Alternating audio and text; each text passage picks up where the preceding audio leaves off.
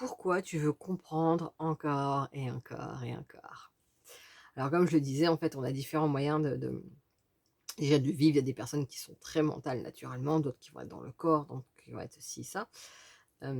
Et quand on vit, qui plus est, des violences et quand on vit peut-être encore plus spécifique, des violences, aussi psychologiques parce qu'il y a il y a cette emprise mentale. Donc il y a un vrai besoin de comprendre, de se repositionner, de se redécouvrir.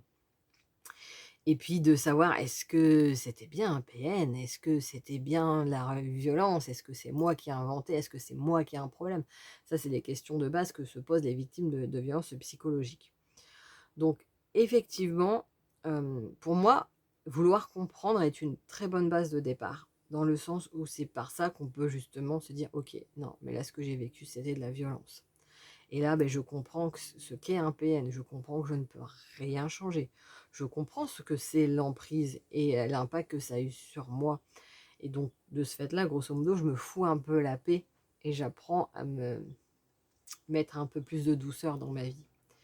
Et donc, cette compréhension, savoir même comment fonctionne notre cerveau, comment fonctionne en fait le relationnel entre le corps et l'esprit, c'est pour moi de très bonnes choses. Mais parfois, on continue malgré les compréhensions à dire: «Je veux toujours plus, savoir plus et peut-être que ci et peut-être que ça». Et quand on cherche à toujours être dans le plus, plus, plus, là, en réalité, on n'est pas dans un besoin d'information, on est dans un besoin d'être rassuré à travers une recherche de contrôle. Pendant que je suis en train d'essayer d'analyser, de suranalyser et cetera, j'essaie juste de contrôler les choses. Donc là, en réalité, c'est la peur, c'est le trauma qui parle.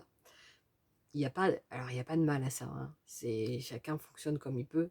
C'est bien de savoir où on en est, justement pour se dire: «Bon, bah, peut-être que là, j'ai suffisamment d'infos, mais mes infos, ouais, elles restent mentales là, je les ai pas dans le corps». Moi, j'ai souvent les clientes qui me font ça et je dis: «Beh, oui, parce qu'en fait, la compréhension», par exemple, c'est ce genre de chaîne sert à avoir cette compréhension mentale. Maintenant, pour que ça se diffuse dans le corps, pour que ça infuse, pour qu'il y ait une influence justement sur le corps et sur l'esprit, ça implique à revenir au corps. Ça implique à, bosser sur ses traumas. Ça implique à mettre en place certains éléments de changement, par exemple, aller à la découverte de certaines parts de soi, et cetera, et cetera.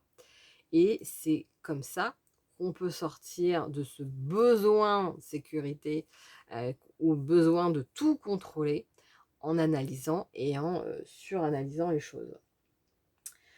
Et puis, il y a une deuxième part, quand on découvre ce que c'est réellement un PN, il y a une partie qui est très difficile à comprendre. Quand on dit, en fait, un PN n'est pas capable d'aimer, il n'est pas capable d'avoir des réelles émotions, comme un être humain lambda, si je puis dire. Il n'y a pas de regret, il n'y a pas de remise en question de sa part, et cetera, et cetera. C'est tellement loin de notre propre mode de fonctionnement que ça peut être difficile à entendre, à comprendre et à accepter.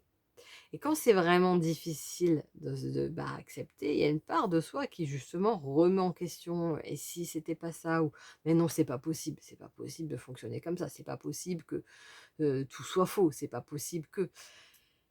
Et de ce fait, il y a une part de nous qui va chercher à toujours comprendre, comprendre, comprendre parce que dans les faits, c'est trop incohérent parce que le PN est trop différent de notre propre mode de fonctionnement.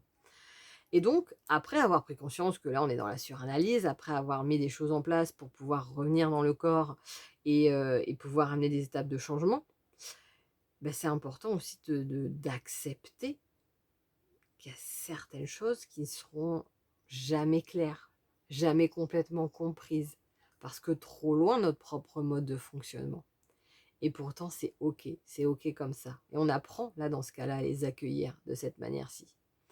Mais ça, là encore, l'accueil de certains faits qui ont eu lieu ou l'accueil de certains ressentis ou de certains besoins ou de certaines prises de conscience, c'est tout un processus qui n'est pas forcément simple de faire soi-même.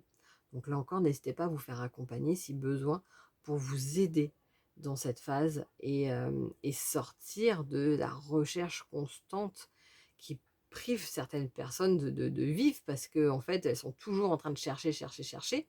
Elles comprennent mentalement, mais elles ne ressentent pas les effets sur elles-mêmes. Donc en plus derrière, à se culpabiliser, de croire que pas non, c'est juste qu'en fait là, la méthode n'est pas, adaptée pour dire: «OK, là, c'est bien, ça nourrit mon esprit, mais ça ne relie pas les 2.